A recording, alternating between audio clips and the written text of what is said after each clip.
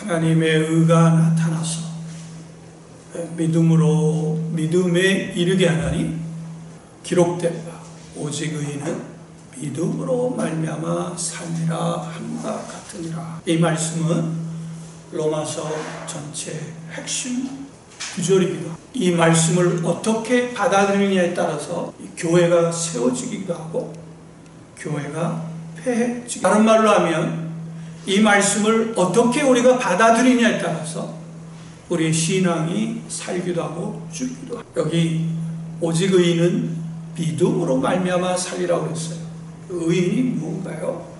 여기 보면 복음에는 하나님의 의가 나타난 것을 믿음으로 받은 사람들을 의인이라고 그럽니다. 그러니까 복음에서 나타난 하나님의 의는요, 우리가 알고 있는 이 세상의 도덕적인 기준과 그리고 율법적인 기준하고 전혀 다른 의예요. 그래서 이 복음에서 나타난 하나님의 의가 어디서 나타났다 그랬어요? 하늘에서 나타난 거예요. 그러니까 이 복음에서 나타난 하나님의 의는요, 이 세상의 의하고는 전혀 상관이 없어요. 하나님의 의는 이 세상 사람들이 이해할 수도 없어요. 또 이 세상 사람들이 복음에서 나타난 그 하나님의 의를요, 또 체험할 수도 없어요. 그래서 이 성경에 뭐라고 그랬냐면 복음에는 하나님의 의가 어떻게 해요? 계시되었다. 이게 직역해야 돼요. 이 수동형으로 된 거예요. 복음에는 하나님의 의가 나타났다라고 하는 능동력이 아니고 수동이에요. 수동. 아포칼립토스인데 영어로 하면 is revealed. The righteousness of God is revealed. 뭐를 통해서요? From face to face. 믿음을 통해서 계시된 사람들만이 이 복음에서 나타난 하나님의 의를요, 깨달을 수가 있어요. 그래서 이 복음에서 나타난 하나님의 의를 가진 사람이 뭐예요? 바로 의인이고, 그러면 이 의인은 뭐로 사는 거예요? 믿음으로 사는 거예요.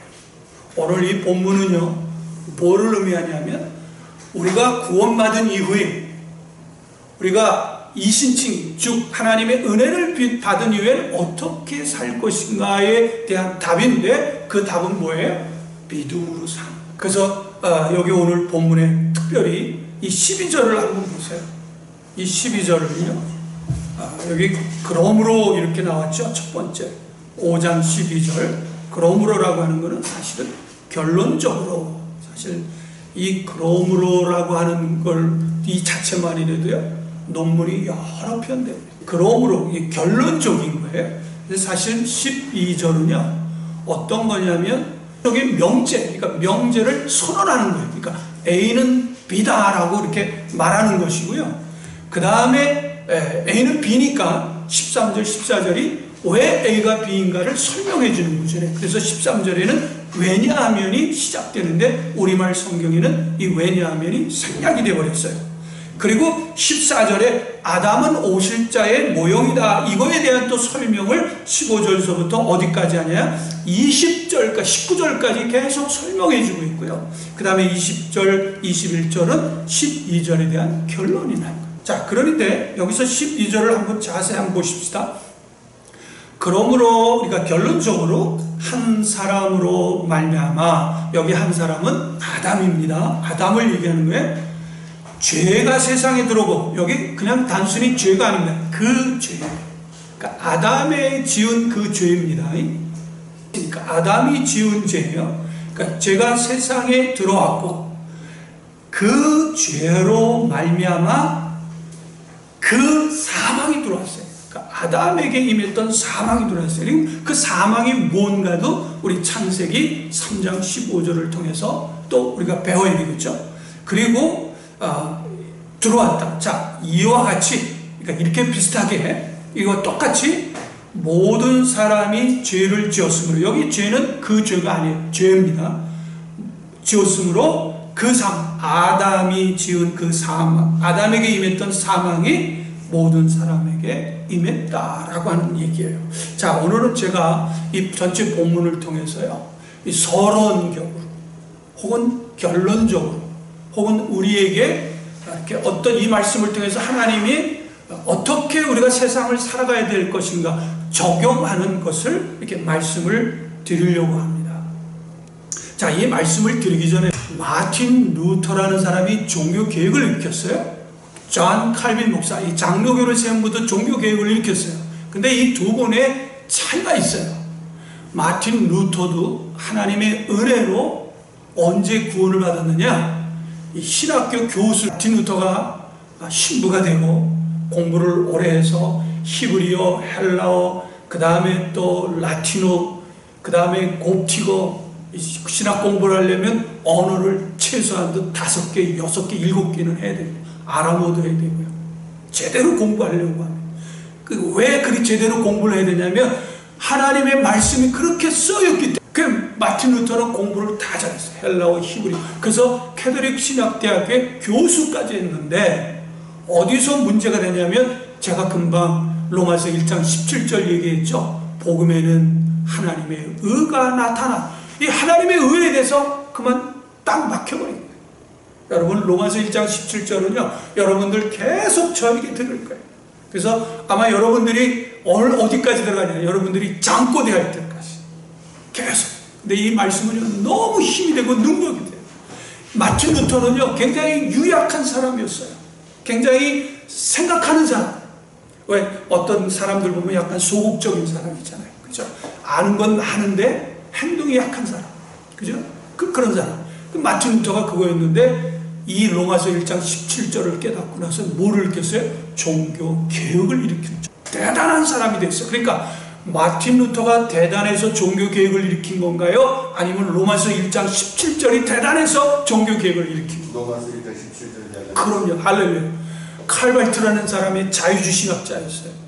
굉장히 이 성경을 지 마음대로 해석하고 성경을 자기 마음대로 짜집기 했던 사람인데 이 로마서 1장을 통해서 하나님의 은혜를 받아가지고 회심을 해가지고요 얼마나 복음적인 그런 이 신학자로 변했는지 몰라요. 웨슬레 목사님도 이 하나님의 로마서 말씀 가지고 변화가 돼서 어떻게 됐어요? 그때 당시에 영국에 있는 모든 교회, 부패한 그 영국의 모든 교회를 완전히 교회가 시작된 것이 바로 이 로마서 1장. 로마서 1장 17절은요 얼마나 중요한지 이런 말할 수 없어요. 제가 아무리 강조를 해도 지나침이 없어요. 그런데 로마서 1장 17절만큼 많은 사람들이 무심하게 지낸다. 그래서 신학자들, 제대로 성경을 아는 사람들은 로마서 1장 17절을 제대로 이해를 하지 못하면 교회를 망하기도 하고 신앙을 죽이기도 하고 로마서 1장 17절 하면 교회를 살리기도 한다는 그런 말씀입니다. 자, 그래서 근데 이 마틴 루터가 은혜를 받았는데 우리 장로교를 세운 칼빈 선생님하고 다른 주장을 하게 됐어요. 마틴 루터는 뭐냐? 은혜를 받은 사람은 의인이기도 하지만 동시에 죄인이기도 하다 이런 말을 했어요. 유명한 신학적인 의미입니다. 시미울 이우스투스 에트 페카토. 그러니까 시미울이라는 말은 동시에 셈이라는 말이에요. 이우스투스라는 말은 의인이기도 하고 에트는 엔드 페카토는 죄인이다 그런 얘기예요. 반면에 칼빈 선생은 뭐라 그러냐? 은혜를 받은 사람은 우리 신앙인은 뭐냐? 유스투메 페체라. 이게 무슨 말이냐? 하나님 보시기에 완전한 의인이다 이렇게 주장을 했어요. 그래서 이 둘 사이에 간격이 벌어지기 시작했습니다. 자, 이게 무슨 차이냐 이렇게 생각하는지 모르겠어요. 제가 이거를 이 차이가 얼마나 큰 차이인지 로마서 7장을 예로 들었어요. 로마서 7장에 바울 사도의 예를 들어서 한번 설명해 드리겠습니다. 로마서 1장 17절이요 로마서 전체 핵심 구절이고 나머지는 로마서 1장 17절을 설명해 주는 구절입니다. 여러분들이 로마서를 한번 계속 읽어보세요. 10번, 20번 가지고 안 돼요. 한 50번, 60번, 100번까지 읽으면요 제 말에 동의를 할 겁니다. 이거는 제가 하는 것이 아니고 칼빈 선생이 똑같이 저같이 얘기를 했어요. 왜냐하면 성경을 성경대로 풀면 로마서 1장 17절이 전체 구절인 것을 저절로 깨달아지니까. 그리고 로마서 4장은 뭐냐면 1장 17절에 아브라함을 예로 들어서 설명을 해준 거예요. 어떻게 해서 복음에서 난 하나님의 의가 무엇인지, 그 다음에 어떻게 믿음으로 믿음에 이르게 하는 것인지, 어떤 삶이 오직 의인은 믿음으로 말미암아 사는 것인가를 아브라함의 삶을 통해서 보여준 거예요. 그리고 로마서 이제 7장은 14절부터 마지막 로마서 8장 2절까지, 사실은 8장 전체까지인데 이번에는 바울 사도가 자기를 샘플로 예를 들어줘요. 근데 로마서 7장 14절을 보십시오. 한번 보시면 계속 24장까지 보면 뭐냐면 바울 사도가 죄 짓는 모습을 볼 수 있어요. 자, 죄를 짓게 되었을 때 어떻게 해야 되는 것인가를 우리에게 지금 샘플로 보여주고 있는 거예요. 그러니까 로마서 7장 14절부터 바울 사도는 죄를 짓기를 원하지 않는데 어떻게 해요? 불가피하게 죄를 짓는 거예요. 그래서 한번 읽어보십시다. 로마서 7장 14절에 시작. 우리가 율법은 신령한 줄 알거니와 나는 육신에 속하여 죄에 팔렸도다. 내가 행하는 것을 내가 알지 못하노니 곧 내가 원하는 것은 행하지 아니하고 도리어 미워하는 것을 행함이라. 만일 내가 원하지 아니하는 그것을 행하면 내가 이로써 율법이 선한 것을 시인하노니 이제는 그것을 행하는 자가 내가 아니요 내 속에 거하는 자라. 내 속 곧 내 육신에 속한 것이 거하지 아니하는 줄 아노니 원함은 내게 있으나 선을 행하는 것은 없노라. 내가 원하는 바 선을 행하지 아니하고 도리어 원하지 않은 바 악을 행하는도다. 만일 내가 원하지 아니하는 그것을 하면 이를 행하는 자가 내가 아니요 내 속에 거하는 죄니라. 그러므로 내가 한 법을 깨달았느니 그 선을 행하기를 원하는 나에게 악이 함께 있는 곳이로다. 내 속 사람은 하나님의 법을 즐거워하되 내 지체 속에서 한 다른 법이 내 마음의 법과 싸워 내 지체 속에 있는 죄의 법으로 나를 사로잡는 것을 보는도다. 그러니까 이게 뭐냐면 지금 뭐를 지금 고백하는 거예요? 바울 사도가 은혜를 받았어요. 그렇죠? 바울 사도만큼 하나님의 일방적인 은혜를 받은 사람은 극히 드문 케이스입니다. 바울 사도가 언제 은혜를 받았죠? 기독교인들을 핍박할 때, 그렇죠? 예수 믿는 사람들을 죽이려고 할 때 그때 하나님께서 그에게 은혜를 주어서, 그렇죠? 그의 이 눈이 열리게 해주셨어요. 그의 눈을 새롭게 뜨게 해줘서, 다시 말해서 성령을 받고 나서 비로소 하나님의 은혜가 얼마나 복된 것인지를 깨닫게 돼서 그때부터 바울 사도의 삶이 뭐예요? 일생을 복음 전하는 삶. 그러니까 바울 사도는 하나님의 은혜를 크게 받은 사람인데, 근데 이 바울 사도에게 뭐가 있어요? 죄를 짓는 욕망이 있었을 뿐 아니라 그 죄에 넘어갔다는 얘기예요. 안 넘어갔다는 얘기예요. 넘어갔다. 그렇죠. 증인이라는 거 아닙니까? 맞습니다. 그런데 이 사람들은요, 바울 사도를 자꾸 거룩한, 바울 사도는 마치 은혜를 받으면 죄를 안 짓는 것이다 라는 것을 계속 강조하기 위해서 바울 사도를 높이는데 이 본문에 대해서는 다 할 말이 없죠. 그러니까 겨우 뭐냐면 바울 사도가 이때 당시는 은혜를 받기 전이다 이렇게, 은혜 받기 전의 상태다. 근데 이 본문만을 잘 읽어보면 은혜 받기 전이 아니라 은혜 받은 이후의 삶인 것을 알 수가 있어요. 자, 특별히 우리 25절을 읽어봅시다. 7장 25절 시작. 우리 주 예수 그리스도 말미암아 하나님께 감사하리로다. 여기는요, 감사가 이게 원문은 카리스예요. 카리스가 뭐예요? 은혜라는 거죠. 예수 그리스도를 통해서 하나님의 은혜를 자기가 받았다. 그러면서 뭐라 했어요? 그런즉 내 자신이 마음으로는 하나님의 법을, 육신으로는 죄의 법을 섬기노라. 그러니까 여전히 은혜를 받았지만은 자기 마음에는 뭐가 있어요? 마음으로는 하나님의 법을 섬기길 원하고, 그러나 결과적으로는 뭐예요? 육신으로는 죄의 법을 섬겼다는 얘기가 뭐예요? 죄를 졌다는 얘기예요. 죄 졌다는 얘기예요. 그러니까 이 바울 사도가 엄청나게 하나님의 은혜를 받았는데, 여기 보세요. 계속 똑같은 말을 반복적으로 썼잖아요. 죄를 짓고 싶지 않은데 계속 원치 않은 죄를 진 거예요. 그러니까 바울 사도가 뭐라 그랬냐면 24절에 보면 오라 나는 공고한 사람이로다. 이 사망의 몸에서 누가 나를 건지리냐. 그런데 갑자기 25절을 보세요. 24절과 25절의 차이가 뭔가를 구별해낼 줄 알아야 됩니다. 25절 다 같이 시작. 우리 주 예수 그리스도로 말미암아 하나님께 감사하리로다. 하나님의 은혜에 감사하리라고 갑자기 감사가 나왔잖아요. 24절에는 뭐라 그랬어요? 탄식하는 소리가 나오고, 그죠? 자기 죄 짓는 모습, 하나님의 은혜를 받고 말이에요. 정말 이루 말할 수 없는 하나님의 은혜를 받는데 자기 속에서 끊임없이 죄를 짓는 그 모습이 너무 혐오스러운 거예요. 너무 뻔뻔한 거 아닙니까? 꼭 누구 같아요. 그러니까 바울 사도를 자꾸 우상시하면요, 이게 신앙이 안 되는 거예요. 우리 현실성이 없어지는 거예요. 제가 우리 히브리서 강의할 때 아브라함이 뛰어난 인물이지만, 모세가 뛰어난 인물이지만 그들은 누구를 위해 존재한 거라고요? 저와 여러분을 위해서 존재한 거예요. 그러니까 성경에서 주인공은 누구냐면 아브라함이 주인공이 아니고, 모세가 주인공이 아니고, 노아가 주인공이 아니고, 구약의 때 유명하게 하나님에게 쓰임받는 그런 다윗이나 솔로몬이 주인공이 아니고 우리가 그 주인공이에요. 그게 이제 믿어져야 여러분들이 제가 몇 주 전에 설교한 대로 자기가 얼마나 존귀한 존재임을 깨달아. 그까지 세상에 돈 몇 푼 없다고 자기를 학대하는 거, 내가 이 세상에 성공하지 못했기 때문에, 나이 많이 먹었기 때문에, 내가 할 수 있는 능력이 없기 때문에 자기를 학대하고 자기를 미워하고 자기의 그 아픈 상처를 받아들이지 못하는 건 뭐냐면 하나님의 참된 복음이 완전히 들어가지 못한 거예요. 완전히 이해하지 못한 거예요. 하나님이 얼마나 사랑했습니까? 그래서 우리 로마서 5장, 우리 지난번에 5장 5절부터 이 11절까지 했죠. 우리 하나님께서 언제 우리를 택하셨다고 그랬어요? 연약할 때. 우리가 언제예요? 경건하지 않을 때는 뭐예요? 하나님 믿지 않을 때 우리를 택했다는 거예요. 하나님이 언제 우리를 위해 죽어주셨어요? 우리가 죄인이었을 때 돌아가셨다고 그랬어요.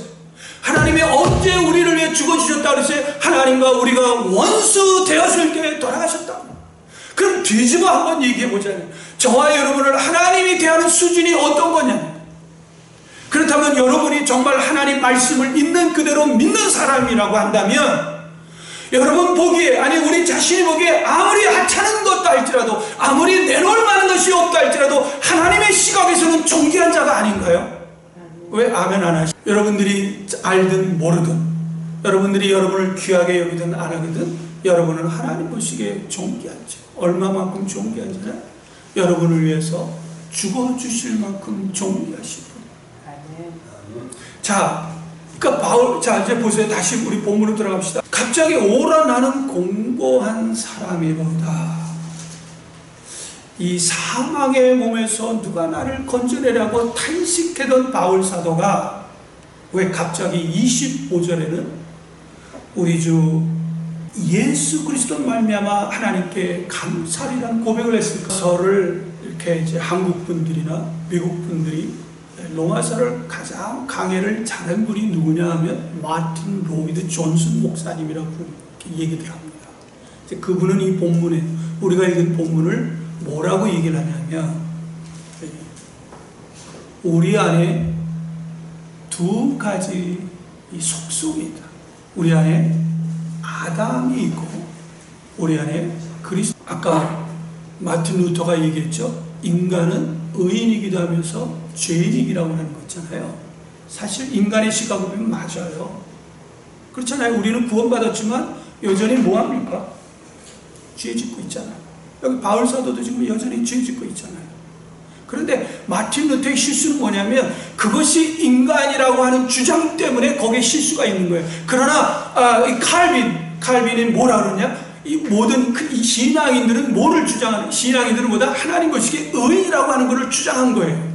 한 신앙인조차도 자기를 내면을 쳐다보니까 어때요? 오라 나는 뭐한 사람이에요? 공부한 사람이라는 고백밖에 할 수가 없어요. 그런데 바울 사도가 뭐를 봤어요? 자기 안에 있는 뭐를 본 거예요? 예수 그리스도를 본 거 아니에요. 그 25절에 답이 나오잖아요. 우리 주 예수 그리스도 때문에 뭐해? 내가 하나님께 감사해요. 내가 하나님께 은혜를 받았다는. 그러면서 로마서 8장 1절에 1절 2절 뭐라고 그래요? 다 같이 한번 합시다. 그러므로 이제 그리스도 예수 안에 있는 자에게는 결코 정죄함이 없나니 이는 그리스도 예수 안에 있는 생명인 성령의 법이 죄와 사망의 법에서 나를 해방하였습니다. 율법이 육신으로 말미암아 연약할 수 없는 그것을 하나님은 하시나니 라고 했어요. 지금 계속하는데요. 자, 이게 이제 무슨 말인지 잘 한번 들어보세요. 영어에서 이렇게 listen very carefully. 정말 잘 들으셔야 돼요. 그러니까 지금부터 하는 얘기, 하나님 말씀이니까 제 얘기가 아니고 로마서 4장 5절에 경건하지 아니한 자를 의롭다 하시는 그를 믿는 자에게는 그의 믿음을 뭐로 여겼다고 했어요? 의로 여겼다고 했어요. 다시 한번 볼게요. 경건하지 않은 자를 의롭다 하시는 하나님을 믿음에 하나님께서 그의 믿음을 뭐로 여겼다?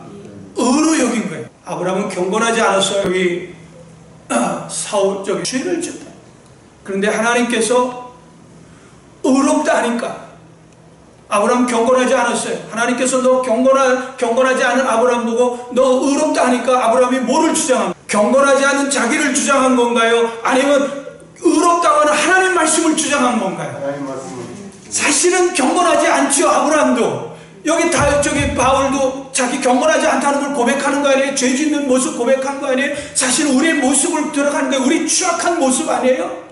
우리의 취약한 모습에 하나님의 은혜를 받고도 여전히 우리는 죄 짓고 여전히 취약한 그 죄 가운데 살고 있는 우리의 모습을 드러냈는데, 자, 이 가운데서 신앙이라는 게 뭐냐? 의인이 믿음으로 말미암아 산다는 건 뭐를 주냐냐? 자기를 보는 것이 아니라 누구를 보는 거예요? 하나님의 말씀을 고집하고 주장하는 게 뭐예요? 그게 의인이라는 거예요. 그래서 의인은 뭐로 살아? 믿음으로 산다는 얘기예요.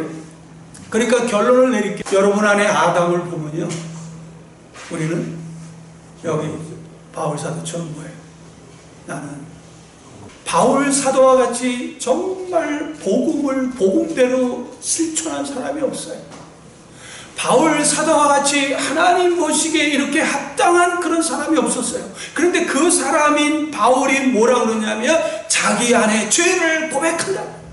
그러면 이 죄를 고백하는 건 누구를 위한 거예요? 바로 저와 여러분을 위한 거예요. 자기 죄를 그냥 단순히 자기를 위해서 고백하는 게 아니고 신앙이 무엇인지, 의인이 믿음으로 산다는 게 무엇인지를 자기를 샘플로 삼아서 전해주는 거예요. 뭐냐면 우리 안에 아담이 있는데, 아담의 기질이 있는데, 그죠? 우리는 원치 않았지만 아담의 기질이 있어서 사망이 들어왔고 죄가 때문에 사망이 들어왔는데, 우리 안에 아담을 보면 우리는 뭐를 볼 수 있어요? 사망밖에 볼 수 없어요. 절망밖에 볼 수 없어요. 우리 안에 있는 아담을 보면 우리는 우리 취약한 것밖에 내놓을 수 없어요. 좌절한 걸 내놓을 수밖에 없어요. 그런데요, 정말 안타깝게요, 얼마나 많은 신앙인들이요, 자, 이제 제가 결론을 내릴게요. 우리 안에 아담을 보면 우리는 뭐를 볼 수밖에 없어요? 죄를 볼 수밖에 없어요. 그게 나머지 구절이에요. 우리 안에 있는 아담을 보면 뭐를 볼 수밖에 없어요? 사망, 죽밖에 볼 수 없어요. 우리 안에 아담을 보면요, 추악한 거 볼 수밖에 없어요. 우리 안에 아담을 보면 위선적이고 이기적이고 미워하고 시기하고 질투하고 말이지, 그런 것밖에 볼 수 없어요. 그러나 우리 안에 있는 그리스도를 보면 뭐예요? 은혜를 볼 수 있잖아요. 사랑을 볼 수 있잖아요. 용기를 볼 수 있잖아요. 강하고 담대함을 볼 수 있잖아요. 예수 그리스도 안에, 우리 안에 있는 예수 그리스도를 보면 뭐가 일어나요? 예수 그리스도, 우리 안에 있는 예수 그리스도를 보면 하나님의 사랑이 보인다는 거예요. 하나님의 은혜를 볼 수 있고, 예수 그리스도가 우리 죄 때문에 어떻게 피 흘려 돌아가셨잖아요. 우리 안에 있는 아담을 보면 죄를 보지만 우리 안에 있는 그리스도를 보면 뭐예요? 하나님의 그 예수 그리스도의 피 흘리심을 볼 수 있단 말이에요. 예수 그리스도 안에 있는 은혜를 볼 수 있단 말이에요. 예수 그리스도 안에 있는 사랑을 볼 수 있어요. 예수 그리스도 안에 있는 자비를 볼 수 있어요. 예수 그리스도 안에 있는 그러한 믿음을 볼 수 있잖아요. 할렐루야 아니에요? 그러니까 여기서 바울 사도가 갑자기 그 이전에는 우리 안에 있는, 자기 안에 있는 아담을 봤으니까 뭐예요? 자책하고 괴로워하고 고달팠지만, 그런데 25절에 누구를 봤다고 그랬어요? 예수 그리스도 때문에 자기 안에 있는 그리스도를 보니까 뭐가 나와요? 감사가 튀어. 우리 안에 있는 아담을 보면 사망이고 죄를 보고, 그리고 사망의 권세 앞에 벗어날 수 없지만 우리 안에 있는 그리스도를 봤더니 어떻게 됐어요? 죄와 사망의 법에서 뭐가 됐어요? 해방되었음을 고집하지, 주장하잖아요. 그럼 신앙인이 뭐예요? 뭐를 주장해야 되는 거예요? 의인이 믿음으로 산다는 건 뭐를 고집하는 거예요?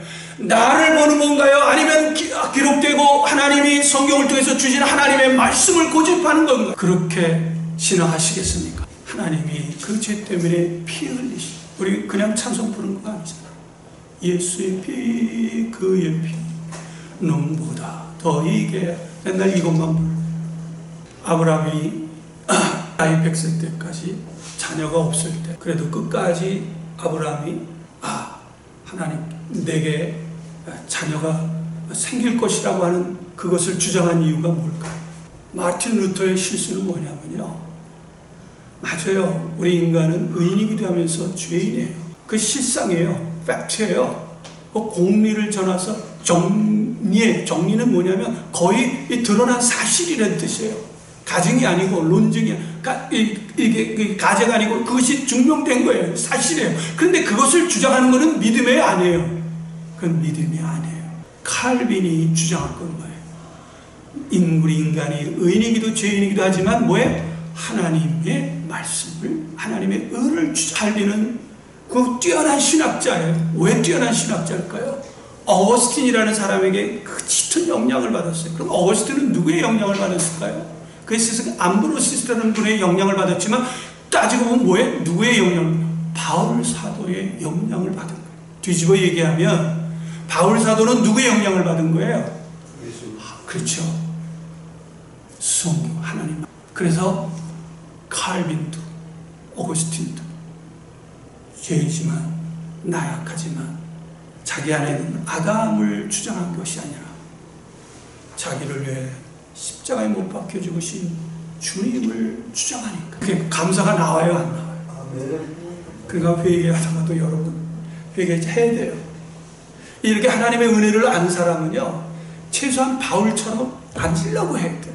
근데 이 은혜를 교리로 아는 사람은 뭐예요? 뻔뻔하게 죄 짓고 용서하면 되지, 뻔뻔하게 이런 식 때문에. 이건 지식으로 알기 때문에. 그러나 바울 사도는 하나님의 은혜를 체험했잖아요. 이 은혜를 체험했기 때문에 바울 사도는 뭐를 하고 말이에요? 짓기 원하지 않지만 그러나 거기서 자책도 하고 회개도 하지만 그러나 거기서 주저앉는 건 뭐예요?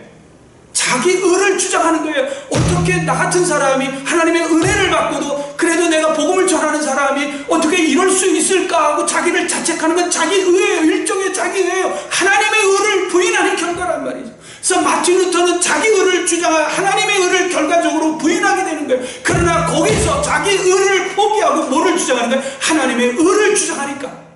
경건하지 않은 자를 경건하다고 하는 그를 믿는 자에게는 그의 믿음을 뭐로 여겨? 의로 여겼단 말이죠. 그러니까 거기서 이 바울 사도가 일어나는 거 아닙니까? 예수 그리스도로 말미암아 자기가 하나님으로부터 죄와 사망의 법에서 해방되었다고 선포할 수 있어요. 여호사밧 왕이요, 유대 왕인데요, 이웃 나라에 의해서